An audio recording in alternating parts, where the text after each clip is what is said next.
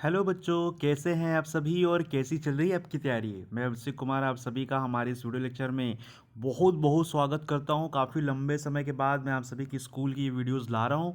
आज हम कवर करने वाले हैं क्लास 10th अर्थशास्त्र यानी इकॉनमी को आज हम समझने वाले हैं दोस्तों। आज का हमारा लेक्चर आपके क्लास 10 के पॉइंट ऑफ व्यू से तो एक तरफ इम्पॉर्टेंट है ही सही, दूसरी तरफ अगर मैं बात करूं तो आज का जो हमारा लेक्चर है दोस्तों वो आपके different competition exam like UPSC like state PSC के पॉइंट ऑफ व्यू से भी बहुत ज़्यादा इम्पॉर्टेंट होता है।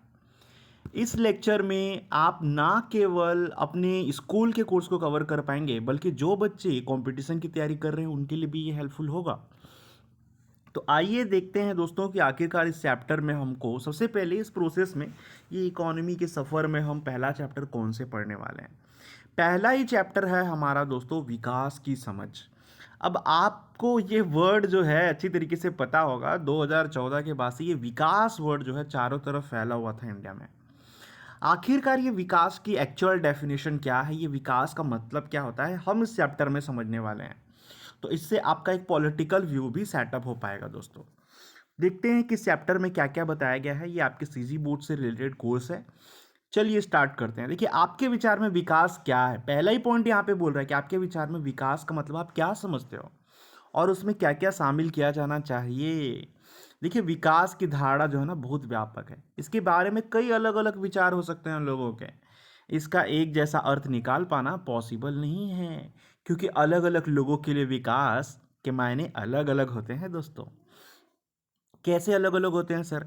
देखो, प्रायः व्यक्ति जो है अपनी आवश्यकता और अपनी जो इच्छा होती है उसको पूरा करना ही अपना विकास मानता है, परंतु हम चाहते हैं कि सबका जीवन जो है वो कैसा रहे, बेहतर रहे। वे कौन से उपाय हैं जिनसे सभी लोगों को समृद्धि मिल जाएगी और सभी लोग जो है क्या हो जाएंगे, सुखी जीवन जी सकेंगे दोस्तों। कैसा जीवन? सुखी जीवन। इसमें कई मतभेद सामने आते हैं। इसका हल कैसे निकालेंगे कि मतलब एक्चुअल में विकास का मतलब क्या होता है, इस दिशा में किस प्रकार के प्रयास किए जाने चाहिए, इस अध्याय में इसी के बारे में डिस्कशन किया गया है। तो चलिए शुरुआत करते हैं इस पहले चैप्टर के साथ में, और उम्मीद है कि आप ये पूरा लेक्चर जो है ध्यान से देखेंगे दोस्तों। बड़े ध्यान से देखिएगा पूरे लेक्चर को और सावधानी से सुनते जाइएगा कि मैं क्या क्या यहाँ पे आपको बताते जा रहा हूँ। देखिए, विकास का मतलब क्या होता है विभिन्न लोगों की दृष्टि से। विकास अलग अलग लोगों के दृष्टिकोण से क्या है, ये बुक क्या कहती है आपको। नीचे एक टेबल दिया गया है दोस्तों जिसमें कुछ लोगों की इच्छाओं को दिखाया गया है। इनमें वे व्यक्ति व्यक्ति आते हैं या वे व्यक्तिगत विकास के बारे में क्या सोचते हैं इसके बारे में इसमें कहा गया है। जैसे उदाहरण के लिए अगर आप देखें तो ये एक एग्जाम्पल ही है, हालांकि यहाँ पे जो बताया गया है उनके लक्ष्य क्या है उसको भी इसमें शामिल किया गया है। तो चलिए इस टेबल की ओर हम आगे बढ़ते हैं। देखिए, एक तरफ यहाँ पे बताया गया है कि विभिन्न लोग यानी उनकी कैटेगरीज क्या क्या है। जैसे यहाँ पे दिहाड़ी मजदूर, उद्योगपति, कॉलेज की कोई स्टूडेंट है मान लीजिए, एक शिक्षित बेरोजगार जैसे कि कोई इंजीनियर, और महिला जो खेत में मजदूरी करते हैं। अब इन सभी के लिए विकास के मायने अलग अलग होते हैं। जैसे एक दिहाड़ी मजदूर है दोस्तों, वो वर्ष भर काम करता है, बेहतर मजदूरी उसको मिल जाए बस यही सोचता है, ताकि बच्चों के लिए जो है उसकी अच्छी एजुकेशन प्रोवाइड कर सके, उनका हेल्थ जो है वो अच्छा रख सके और 2 टाइम का उनको जो है भोजन मिल सके। इसी को वो विकास मानता है, एक दिहाड़ी मजदूर जो है। आपके मोहल्ले में भी कोई दिहाड़ी मजदूर होगा, आप उसको भी देख सकते हैं। ठीक इसी प्रकार उसकी इच्छाएं होंगी और इतना जिसका पूरा हो जाए उसी को ही वो विकास समझता है। वहीं दूसरी ओर अगर हम बात करें किसी उद्योगपति की, किसी बिजनेसमैन की, वो क्या समझता है कि सस्ती कीमत पर कच्चे माल की उपलब्धता, यानी कि जैसे जो तेल है हमारे देश में वो सस्ते कीमत पे मिल जाए, और जैसे इलेक्ट्रिसिटी है जो जनरेट हो रहा है वो सस्ते दामों पे मिल जाए, है ना। जैसे सड़क, बिजली की व्यवस्था, शांतिपूर्ण वातावरण, उसको ये सब आराम से मिल जाए। जैसे वो कहीं भी खुदाई कर रहे हैं तो थोड़ा सस्ते में मिल जाए, टैक्स कम रहे वहाँ पे, गवर्नमेंट को कम पे करना पड़े, इसी को वो विकास मानता है अपना। ठीक है, ये बहुत बड़ा चैप्टर है, बहुत इंपॉर्टेंट है। ये आपके विकास के एजेंडे को ठीक करके रख देगा दोस्तों। ओके, अब यहाँ पे देखिए, कॉलेज की छात्रा, शिक्षा के बेहतर अवसर, रोजगार के अवसर, लड़कों के समान ही उसको स्वतंत्रता और जो सुरक्षा मिले, तो इसी कंडीशन को जो कॉलेज में पढ़ने वाली लड़की है वो उसका डेवलपमेंट यानी कि विकास मानती है। उसी प्रकार एक शिक्षित बेरोजगार जैसे कि इंजीनियर, उसको अगर कोई जॉब मिल जाती है, उसको रहने के लिए अच्छा रेसिडेंशियल मिल जाता है, एक अच्छी बैकग्राउंड मिल जाती है, उसको एक अच्छा एरिया कहीं से मिल जाता है जहाँ पे वो अपनी लाइफ आसानी से सर्वाइव कर सकता है, वो उसको विकास मानेगा, वो उसको डेवलपमेंट मानेगा। और एक फीमेल जो किसी खेत में मजदूरी करती है, उसको एक अच्छी मजदूरी मिल जाए, जितना कि पुरुषों को मिलता है उतना उसको भी मिल जाए, उसको प्रोटेक्शन मिले सोसाइटी में, कोई उसका अपमान ना करे कि वो खेत में काम करने जा रही है तो उसका नेचर खराब है, इस तरीके से कोई भी टिप्पणी ना करे, साल भर के लिए उसको रोजगार मिले और वो हेल्दी लाइफ जी सके। जैसे उसको मेडिसिन में बेनिफिट मिल सके, कुछ कुछ सेवा मिल सके जो कि आप फ्री के रूप में उसको प्राप्त हो, जिसको हमारे पॉलिटिकल्स और जो पॉलिटिकल एजेंडे हैं, न्यूज़ वाले हैं, ये उसको फ्रीबी का नाम देते हैं। लेकिन उस महिला जो वो महिला जो खेत में मजदूरी करती है, उसको वो सब चाहिए होता है। अब देखते हैं हम आगे दोस्तों, अब आप क्या समझते हैं ये आप भी बताइएगा, है ना। आप यहाँ अपना विचार रखिएगा और यहाँ पे लिखिएगा कि एक छोटे किसान को क्या चाहिए, शिक्षक के लिए विकास क्या है और गांव के सरपंच के लिए विकास क्या है। आपके हिसाब से क्या है, आप यहाँ पे भरने का प्रयास कीजिएगा, या फिर आप मुझे कमेंट सेक्शन में भी कमेंट करके बता सकते हैं दोस्तों कि आपके लिए विकास क्या चीज़ है, आपके हिसाब से विकास का क्या मतलब होता है।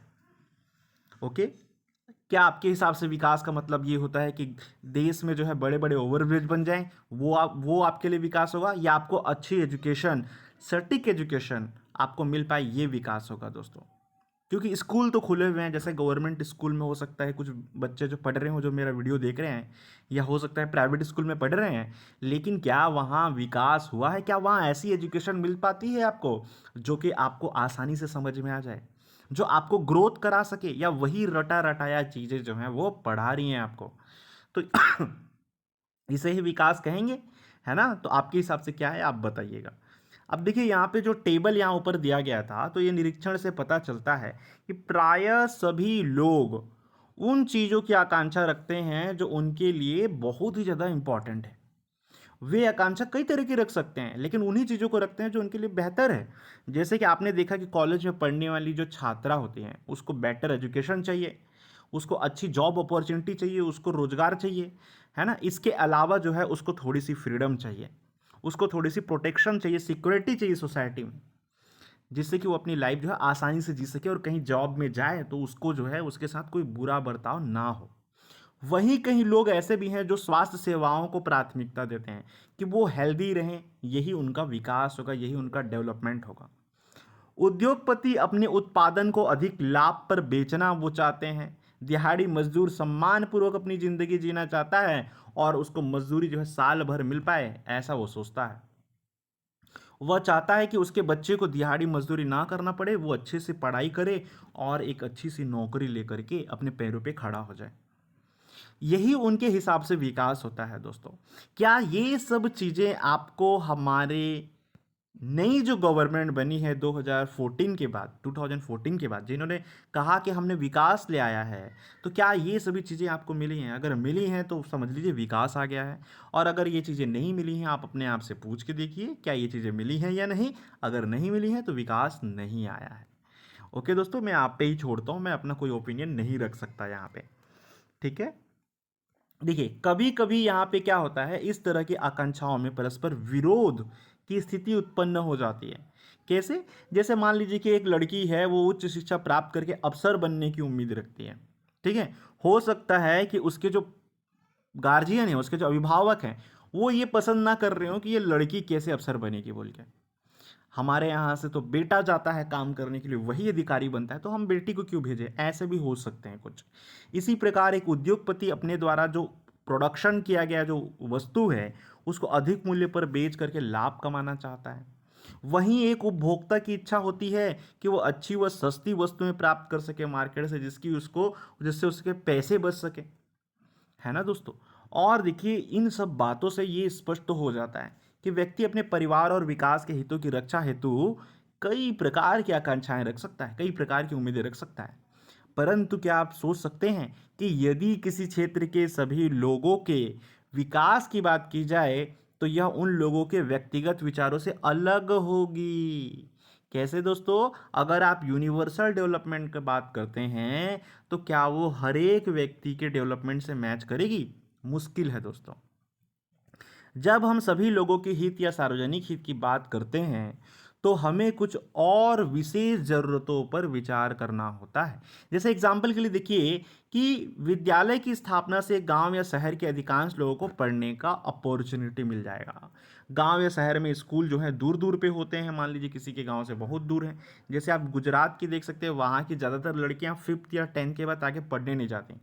क्यों? क्योंकि वहाँ उनके घरों से जो है स्कूल काफ़ी दूर पे है और उनको जो है सिक्योरिटी की जो है एश्योरेंस नहीं है, इसलिए वो दूर तक पढ़ने नहीं जाती हैं और वो 10th तक मोस्टली पढ़ पाते हैं, जो लोअर क्लास फैमिली से बिलोंग करते हैं या मिडिल क्लास फैमिली वाले लोग।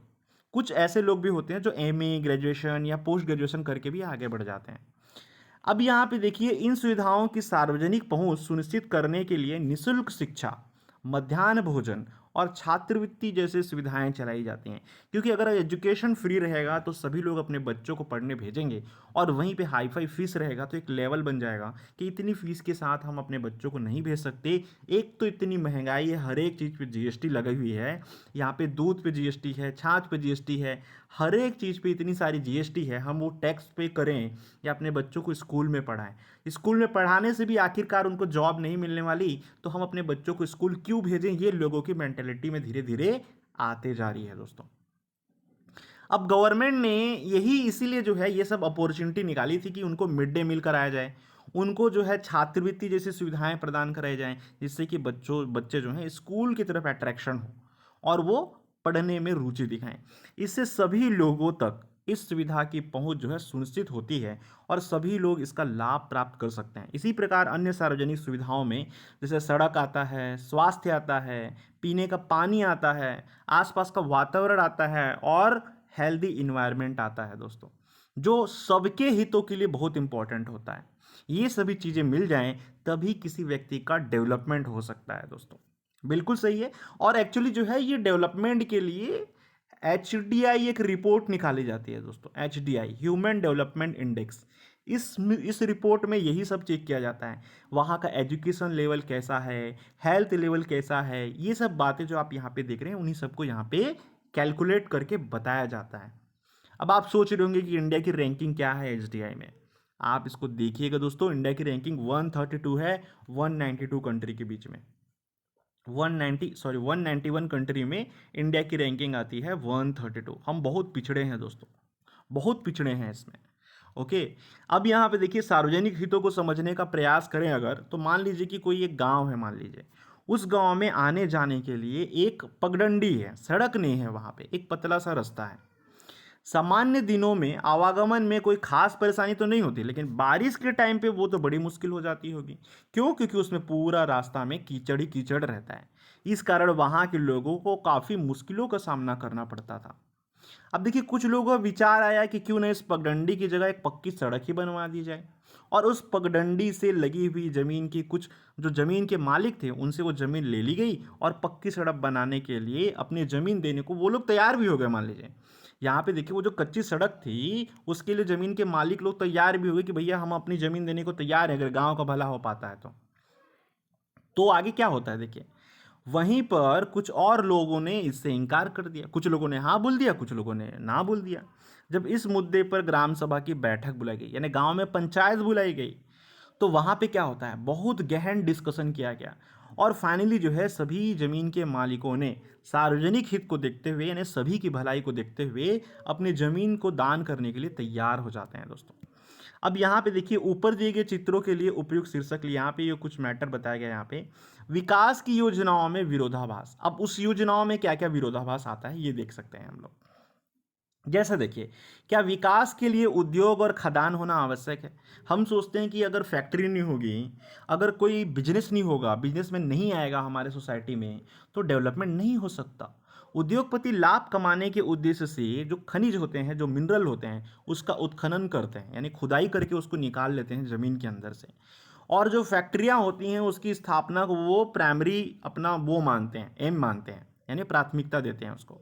उनका ये एडवाइस होता है, उनका ये तर्क होता है कि जब किसी स्थान पे किसी प्रकार की कोई उद्योग लगती है, यानी फैक्ट्री आती है, तो उसके आसपास के लोगों को वहाँ पे जॉब मिल जाती है और जॉब का अवसर जनरेट होता है और अधिक मात्रा में वस्तुओं का उत्पादन हो पाता है, यानी कि प्रोडक्शन हो पाता है, क्योंकि ज़्यादा लोग काम करेंगे तो ज़्यादा प्रोडक्शन होगा, है ना। दूसरी ओर उद्योगों की स्थापना व खनिजों के उत्खनन के लिए अधिक मात्रा में भूमि का अधिग्रहण किया जाता है। अब वो उनको फैक्ट्री बनानी है, बड़ा एरिया चाहिए ताकि ज़्यादा वहाँ से मटेरियल बाहर निकाल सकें। इसके लिए वो उनको ज़्यादा ज़मीन की आवश्यकता पड़ेगी और वो क्या करेंगे, भूमि अधिग्रहण करना प्रारंभ करेंगे। आपको लालच देंगे कि आपकी भूमि के लिए हम इतना पैसा लगाएंगे और उसके बदले में आपके लड़के को एक जॉब देंगे। क्या आपने कभी सुना है कि किसी ज़मीन के ऑनर को जब कंपनी वाले ने ज़मीन खरीद ली उससे, तो उसके बेटे को किसी हाई पोस्ट पे पोस्ट दे दिया गया हो, या उसको मैनेजर बना दिया गया हो, जीएम बना दिया गया हो, अपने यहाँ का सीईओ बना दिया गया हो? क्या आपने कभी ऐसा सुना है? ऐसा कभी नहीं होता दोस्तों, कभी नहीं होता। उसको लेबर वर्क ही दिया जाता है। मेरे गांव के पास में भी एक फैक्ट्री है, वहाँ पे भी कई लोगों की ज़मीनें गई हैं, उन लोगों को लेबर का काम दिया गया है और वो फैक्ट्री बंद हो गई कुछ दिनों बाद, तो उनकी ज़मीन भी चली गई और उनका जॉब भी चला गया। क्लियर है दोस्तों? कई दिनों तक वो बेरोजगार रहे, जिससे बहुत अधिक लोग प्रभावित होते हैं दोस्तों। उन्हें विस्थापन के लिए मजबूर कर दिया जाता है, मतलब ज़मीन खरीदेंगे तो भागना पड़ेगा भाई, फैक्ट्री के पास में कौन रहेगा वहाँ पे, है ना। और यहाँ पे क्या होता है, पुनर्वास की सुविधाएं भी उपलब्ध नहीं हो पाती, सरकार कोई हेल्प नहीं करती और ना ही वो कंपनी के ऑनर हेल्प करते हैं। उन्हें अपनी संस्कृति और अपनी आजीविका से बेदखल होना पड़ता है क्योंकि वो अपनी ज़मीन बेच करके चले जाते हैं।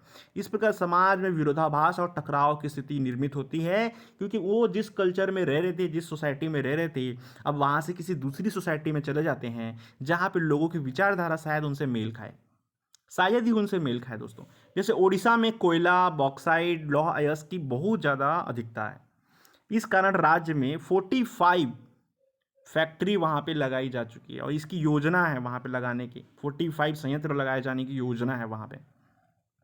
इससे क्या होगा, वहाँ के निवासियों को अपनी भूमि से भागना पड़ेगा और ये तय है ना। वहाँ से भागने के लिए उनको डर सता रहा है।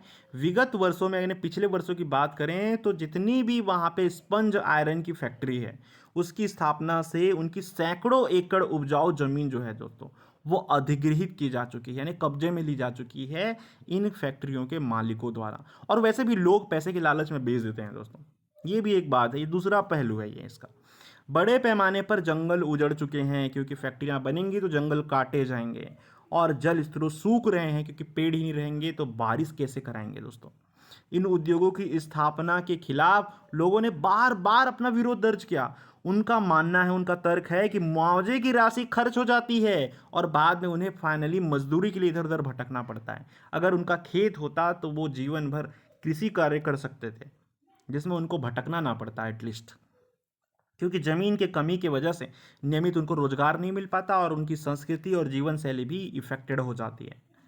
देखिए, पर्यावरण की दृष्टि से इतने अधिक संयंत्र और खदानों के कारण जितनी भी जंगल होती है और जितनी भी नदियां होती हैं दोस्तों, इन पे बहुत ही बुरा प्रभाव पड़ता है, जो वहाँ आसपास रहने वालों के लिए बहुत ही हानिकारक सिद्ध होता है, क्योंकि वहाँ से जहरीली गैसें बाहर आती हैं, वो उनको इम्पैक्ट करती हैं। वहाँ से निकलने वाला जो गंदा पानी होता है वो नदियों में बहा दिया जाता है, जो जल में रहने वाले जीवों को प्रभावित करते हैं। इस कारण भारत सरकार के पर्यावरण मंत्रालय ने, इन्वायरमेंट मिनिस्ट्री ने, कुछ उद्योगों को जमीन अधिग्रहण प्रक्रिया पर रोक लगाने का ऑर्डर दे दिया था दोस्तों, है कि नहीं। आई थिंक आप सभी को ये समझ में आ रहा होगा कि मैं ये जो चैप्टर पढ़ा रहा हूँ कितना इंपॉर्टेंट है। ये आपसे ही जुड़ा हुआ मुद्दा है, अगर आप इसको ध्यान से सुने तो आपको समझ में आएगा। इस प्रकार के विरोधाभास उद्योग के अलावा अन्य क्षेत्रों में भी आपको दिखाई देते हैं। जैसे शहरों से प्रतिदिन एकत्रित किए जाने वाले कचरे को उठाकर लोग क्या करते हैं, दूर गांव के क्षेत्रों में फेंक जाते हैं, जिससे वहाँ का वातावरण और वहाँ का जो जल है वो दूषित हो जाता है। जबकि बहुत कम खर्चे पर इस खर्चे से पुनः विद्युत उत्पादन किया जा सकता था और खाद्य आदि उत्पादन किया जा सकता था अगर इस कचरे को सही तरीके से इस्तेमाल किया जाता, और कचरे के दुष्प्रभाव को कम भी किया जा सकता था, लेकिन कोई ध्यान नहीं देता इसके लिए। ये एक दिक्कत की बात है दोस्तों हमारे देश में। सिंचाई के लिए देखिए, जब बांध बनाए जाते हैं तो बांध के निचले इलाके में जो किसानों को सिंचाई के लिए पानी आसानी से उपलब्ध हो जाता था, वही बांध के ऊपर वाले क्षेत्रों में लोगों को पर्याप्त पानी नहीं मिल पाता है। क्यों? क्योंकि वहां पे तो डैम बना दिया गया है, तो पानी जाने का रास्ता ही नहीं बचा दोस्तों। अतः राज्य से अपेक्षा है कि वह सबके हित में पानी का उचित वितरण सुनिश्चित कर सके। अब यहाँ पे भी देखिए, जहाँ पे डैम बना रहे हैं तो एक छोर लोगों को वो मदद कर रहा है और वहीं किसी को नुकसान पहुंचा रहा है। तो विकास के डबल मीनिंग होते हैं, डबल स्टैंडर्ड होता है। अगर इसका इसीलिए असली विकास यही है कि आपको बिजली सस्ती मिले, पानी सस्ता मिले। आपको जो है शहरों में पानी खरीदना पड़ता है, इसलिए मैं पानी सस्ता बोल रहा हूँ। एजुकेशन फ्री मिले और आपकी लाइफ अच्छी हो सके। आपको स्वास्थ्य भी फ्री होना चाहिए दोस्तों, यानी आपका इलाज भी मुफ्त होना चाहिए। यही एक सही तकनीक है विकास का। आय और अन्य लक्षण देखिए, अब यहाँ पे कुछ इंपॉर्टेंट पॉइंट यहाँ पे दिए गए कि जैसे आपने यहाँ देखा वहाँ पे टेबल में कि अलग अलग मजदूरों की हमने वहाँ डिस्कशन किया कि उनकी इच्छाएं क्या क्या हैं। तो इनमें से अधिकांश का लक्ष्य जो है फाइनली क्या है, आय प्राप्त करना था। जैसे मजदूर को बेहतर मजदूरी चाहिए, उद्योगपति को अधिक लाभ चाहिए, कॉलेज की छात्रा हो या बेरोजगार इंजीनियर हो, सबको रोजगार के अवसर चाहिए। आय प्राप्त करने से ही अपनी आवश्यकताओं को पूर्ति किया जा सकता है और उनका जीवन लेवल जो है, लिविंग स्टैंडर्ड जो है वो अच्छा हो सकता है। वास्तव में आय प्राप्त करने के साथ साथ लोगों की और भी कई इच्छाएं होती हैं। और वो कौन कौन सी इच्छाएं होती हैं, लोग आय के अतिरिक्त किन किन चीज़ों की इच्छा रखते हैं दोस्तों, आप यहाँ पे लिखने की कोशिश कीजिएगा। अपने फैमिली में पूछिएगा, अपने पेरेंट्स से पूछिएगा, वो आपको बताएंगे। तो व्यक्ति जिस समाज में रहता है दोस्तों, व्यक्ति जिस समाज में रहता है वहाँ वह बराबरी का व्यवहार और स्वतंत्रता की उम्मीद रखता है। प्रायः लोग सुरक्षा को भी एक लक्ष्य के रूप में देखते हैं, क्योंकि असुरक्षित वातावरण में व्यक्ति का विकास नहीं हो सकता। यहाँ सुरक्षा से तात्पर्य भय मुक्त समाज से है कि आज का समाज भय मुक्त है। ये तो पॉलिटिशियन और ये मीडिया वाले हिंदू मुस्लिम करते रहते हैं दिन रात, तो लोगों को डर सताया रहता है। पहले तो कभी ऐसा होता नहीं था भाई। भेदभाव रहित व्यवहार तथा वंचित वर्गों के लिए समाज का विशेष संरक्षण और अवसरों की उपलब्धता होनी चाहिए दोस्तों। हर व्यक्ति को रोजगार मिले, साथ साथ ये भी उसको उम्मीद होती है कि उसके रोजगार में स्थायित्व हो, परमानेंट हो उसकी जॉब। ऐसे नहीं कि उसको आपने ठेके पे रखा और कभी भी निकाल दिया। उसके परिवार के लिए चिकित्सा, आवास, पेयजल, प्रदूषण मुक्त वातावरण और उसके बच्चों के लिए अच्छी शिक्षा भी उपलब्ध हो सके, ऐसे ही वातावरण की वो कामना करता है दोस्तों। इसके अभाव में व्यक्ति की कार्य क्षमता प्रभावित हो जाती है। अगर ये सब नहीं है तो वो बहुत परेशान हो जाता है और उसका विकास भी रुक जाता है कहीं ना कहीं।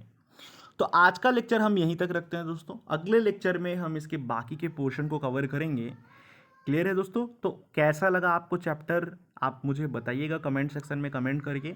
मिलते हैं अगले लेक्चर में दोस्तों। Good luck to all of you. Thanks for watching once again. जय हिंद दोस्तों।